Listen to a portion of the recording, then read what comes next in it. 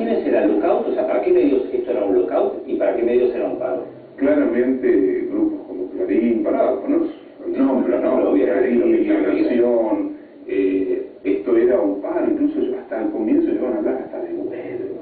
El modo como caracterizaban al campo, ¿no? Indiferenciado. El campo es una gran familia Ingalls, no hay explotación, no hay proceso de enajenación de la tierra.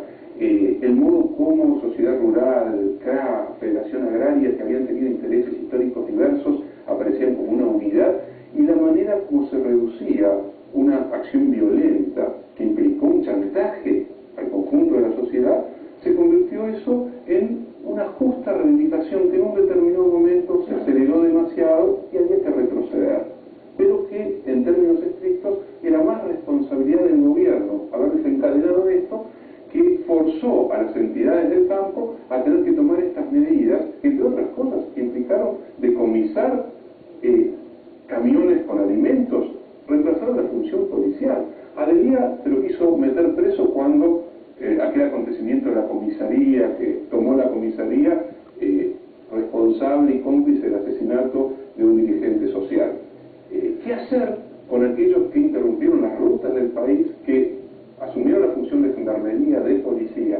En ese punto, Ricardo, yo creo que ahí si hacemos un poquito de historia y de memoria periodística, es muy claro cómo algunos medios, como mencioné, sobre todo La Nación, que siempre fue muy tajante en eso, fue muy contraria a todos los paros y todos los piquetes y todos los cortes de rutas que se hicieron desde el 2001 hasta hoy, en nombre de la libertad de los otros, de la circulación, Esto no se planteó desde la Esto no se planteó, y es más, se planteó, diría yo, muy moderadamente. Se decía, por ejemplo, hay 60 cortes de ruta en la provincia de Buenos Aires y eso muestra la enorme disconformidad del campo. Ahora, no todas son las consecuencias, pero yo creo que también apareció, como Ricardo decía, el retorno de la política. Yo diría, estoy de acuerdo, y el retorno además de ciertos discursos que no eran tan claros en las elecciones de hace 4 o 5 meses.